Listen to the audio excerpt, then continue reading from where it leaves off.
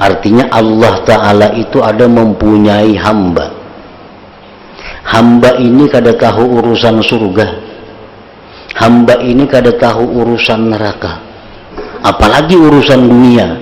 Karena apa? Karena mereka sudah ma'rifat kepada Allah Subhanahu wa Ta'ala.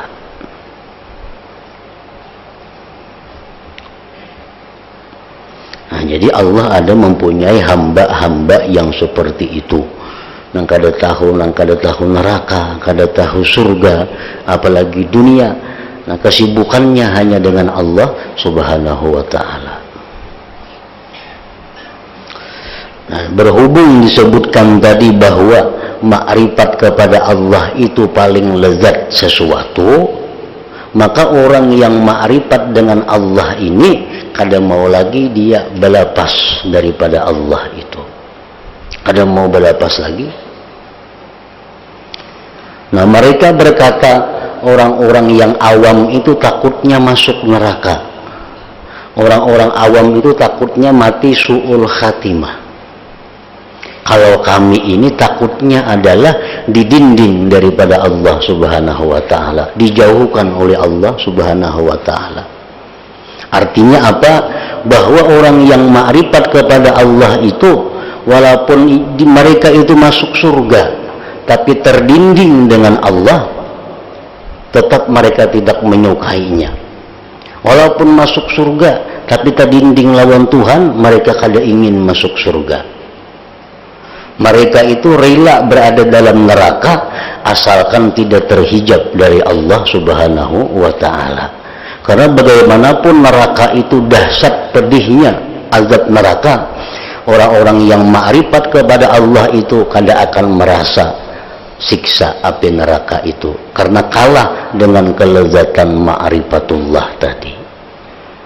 Nah, jadi orang yang sudah terasai ma'rifat ini kada mau lagi nya melapas. Urusan dunia kah, urusan apakah, kada mau lagi itu melapas. Rabi'atul Adawiyah seorang perempuan wali yang dikenal sebagai pecinta Allah, dilamar oleh Amirul Basrah, Gubernur Basrah, melamar Rabi'atul Adawiyah. Nah, ujar Gubernur Basrah itu, kalau ikam hakun menerima lamaranku ini, ku jujur dengan 200 juta duit kita. Jujurannya 200 juta duit kita. Di samping itu pulang, kalau ikam hakun menerima lamaranku, ikam digaji tiap bulan itu 20 juta. Ujar Gubernur Basrah. Nah, apa jawaban Rabi'atul Adawiyah kepada gubernur itu? Walaupun engkau itu menjadi budakku, walaupun engkau memberikan kepadaku seluruh kekayaanku, kalau itu meninggalkan ma'rifatku kepada Allah, maka kada akan kuterima semua itu. Nah, karena apa? Karena ini Rabi'ah Adawiyah sudah merasakan ma'rifat itu kelezatannya luar biasa. Kada tergoda dengan duit sekian ratus juta, kada tergoda dengan gaji puluhan juta, kalau akan meninggalkan ma'rifat kepada Allah Subhanahu wa Ta'ala.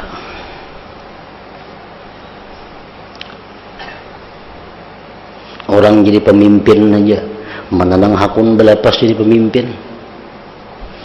Orang tuh jadi bupati, ada nang baampih jadi bupati, kada kedengar ada. Sekali hendak 2 kali, tegar dibatasi kada boleh 3 kali, jangan tidak 10 kali, tetapinya hendak jadi bupati itu. Kenapa? Karena nyamannya jadi bupati itu, kemana-mana dikawal, hendak ini ada, hendak itu ada. Nah, hanya bupati satu kerajaan yang sangat kecil, yang kada ada artinya dibanding kerajaan Allah. Nah, apalagi orang yang ma'rifat kepada Tuhan itu kada akan mau meninggalkan ma'rifat kalau sudah mereka masuk ke dalam ma'rifat kepada Allah tadi.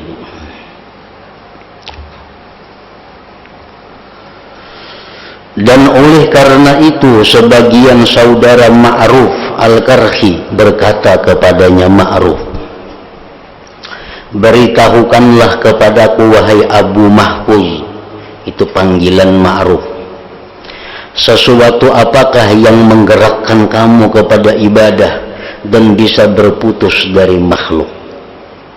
Kenapa pian ini kuat bana beribadah? Kada tahu urusan makhluk. Kalau pian beribadah pian kada tahu urusan makhluk. Apa sebabnya? Maka ia Ma'ruf Al-Karhi diam. Lalu saudaranya bertanya, apakah mengingat-ingat mati?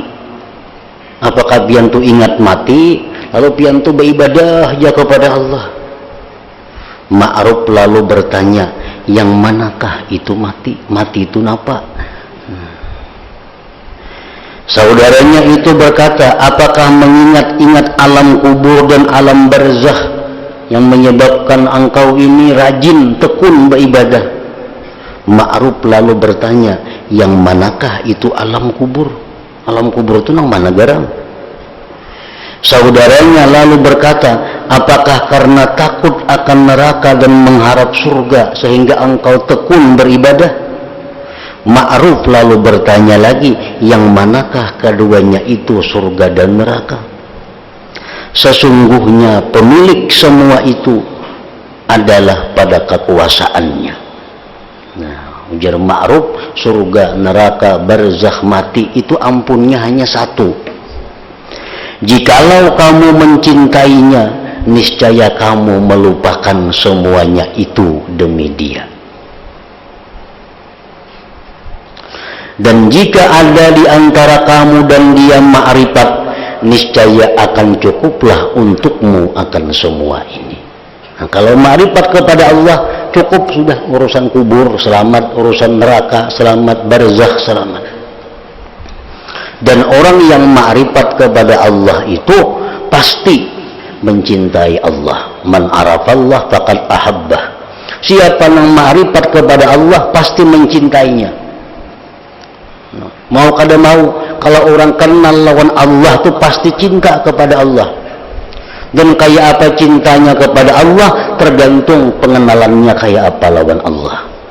Nah, orang yang hanya kenal Tuhan itu lewat buku, lewat pelajaran, mungkin cintanya kepada Allah demi sekian persen. Orang yang ma'rifat kepada Allah, yang sudah merasakan ma'rifat kepada Allah, itu lain lagi cintanya kepada Allah. Nah, puncak kecintaan kepada Allah itu adalah melupakan segala-galanya. Kada tahu lagi neraka, kada tahu lagi surga, karena yang ditujunya itu adalah Allah. Apabila dalam mencintai Allah itu kita masih ingat surga, kita masih ingat neraka, itu menunjukkan cinta kita kepada Allah belum sepenuhnya. Berarti ma'rifat kita pun belum sepenuhnya. Nah, kita masih takutan lawan neraka, kita masih mengharap surga, nah, kita masih banyak permintaan macam-macam yang kita ingat. Di samping itu kita cinta juga lawan Tuhan, itu menunjukkan bahwa cinta kita lawan Tuhan itu belum bujur, belum penuh. Akibat dari ma'rifat kita belum bujur. Sama orang ini mencintai seseorang perempuan. Nah, kayak apa cintanya kepada seseorang perempuan yang seringkali diibaratkan dalam orang-orang sufi dengan sebutan Salma atau Salwa. Nah, jadi yang satu ini mencintai Salwa itu. Salwa itu ibaratnya adalah ungkapan dari Allah Subhanahu wa ta'ala, diungkapkan dengan seorang perempuan. Nah, Salwa ini berada di suatu gedung. Banyak pecinta-pecinta Salwa. Ada yang seikung masuk mendatangi Salwa itu. Bulik kayak apa tadi? Bertemuan lawan Salwa, bertemuan. Kayak apa? Kursinya, wah hebat, kursinya emas. Kursinya emas. Ruangannya dingin, ruangannya bagus, banyak taman, permata macam-macam. sudah bertemuan juga lawan Salma.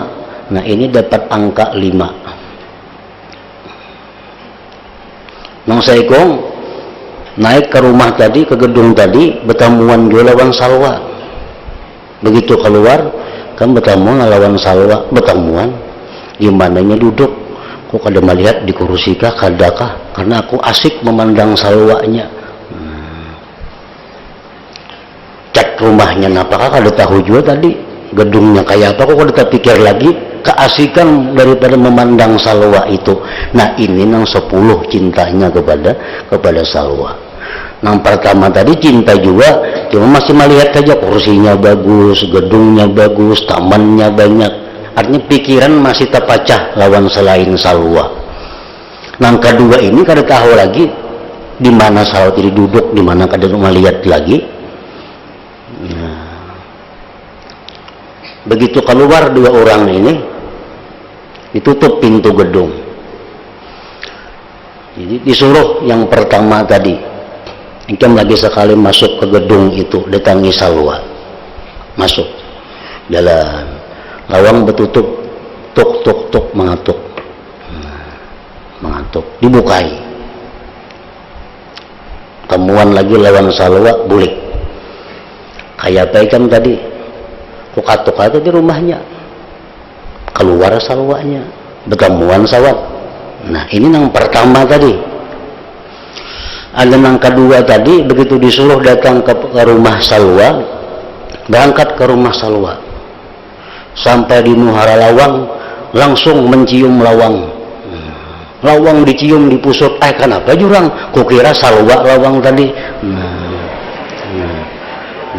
Ini ulang cintanya 10 tadi kepada Salwa. Lawan lawangnya kalau melihat lagi, dikira Salwanya sudah. Nah ini menunjukkan ma'rifatnya kepada Salwa itu luar biasa.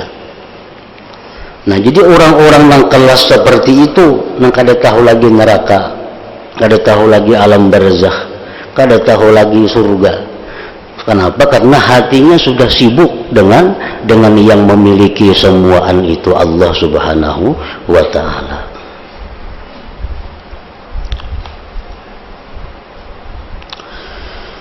Di dalam cerita-cerita Nabi Isa alaihi salam disebutkan, jikalau kamu melihat seseorang pemuda yang terbuai hatinya untuk mencari Tuhan yang maha tinggi, maka ia telah dilalaikan oleh sebab pencarian itu dari sesuatu yang selainnya. Ini Nabi Isa. Nabi Isa mengatakan bahwa seorang pemuda yang terbuai hatinya untuk mencari Tuhan, untuk bisa mendapatkan ma'rifatullah, maka dia kadang menghiraukan lagi selainnya itu, karena sibuk dengan pencariannya itu. Maka ia telah dilalaikan oleh sebab pencarian itu dari sesuatu yang selainnya. Sebagian para syekh memimpikan Bishr bin al-Harith, ada tuan guru bermimpi bertemu Bishr bin al-Harith atau Bishrul Hafi. Lalu syekh yang bermimpi itu bertanya kepada Bishrul Hafi tadi. Ujar yang bermimpi, bertakun dalam mimpi, apakah yang dilakukan oleh Abu Nasrin At-Tammar dan Abdul Wahab Al-Warra? Ini orang-orang top semuaan yang sudah meninggal dunia. Tuan guru yang bermimpi ini bertemuan Bishrul Hafi, bertakun, kayak apa di sana keadaan Abu Nasr? Bagaimana di sana keadaannya Abdul Wahab Al-Warra? Bishr bin al-Harith berkata, saya tinggalkan mereka berdua pada saat ini di hadapan Allah Ta'ala, yang mana mereka berdua dalam keadaan makan dan minum. Ujar Bishr Hafi, Abu Nasr, Abdul Wahab kau tinggalkan. Ini orang mau makan darus di sana, makan minum. Saya lalu bertanya, gitu Tuan Guru tadi, dan kamu, pian pang ada bermakanan kah di sana? Bishr bin Haris berkata, Allah Ta'ala mengetahui bahwa kesenanganku terhadap makan dan minum sedikit, maka dia memberikan saya memandang kepadanya. Memandang kepada Allah itu adalah ma'rifatullah, dan memandang kepada Allah itu paling lezat dari seluruh kelezatan yang ada di dalam surga. Dalam surga itu kadang-kadang kada nyaman, tapi yang paling nyaman memandang Allah, memandang kepada Allah. Orang yang sibuk dengan bidadari, bercumbu dengan istrinya, orang yang asik makan minum, orang yang asik istirahat. Begitu ada pemberitahuan, Allah membolehkan kepada penduduk surga untuk memandangnya. Nah, seluruh yang bersenang-senang tadi meninggal kesenangannya, menghadap memandang kepada Allah. Karena memandang Allah itulah puncak daripada kelezatan nikmat di dalam surga. Dari Ali ibn Muwaffaq, ia berkata, saya bermimpi seakan-akan saya masuk surga.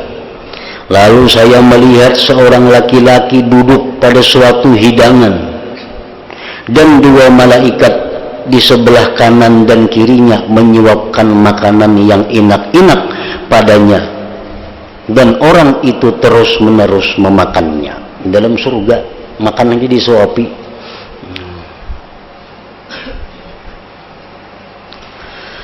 Dan saya, ujar Ali Muwaffaq, melihat pula seorang laki-laki yang berdiri di pintu surga, di mana ia memperhatikan wajah semua manusia. Lalu diperbolehkan sebagian di antara mereka masuk ke dalam surga, dan ditolaknya sebagian yang lain. Ali ibn Muwaffaq lalu berkata, kemudian saya lewati kedua laki-laki itu sampai ke Hadikatul Qudsi. Lalu saya melihat di kemah-kemah aras ada seorang laki-laki, terbuka pandangannya, ia memandang kepada Allah Ta'ala yang tidak berkedip matanya. Kemudian saya bertanya kepada malaikat Ridwan, siapakah orang ini?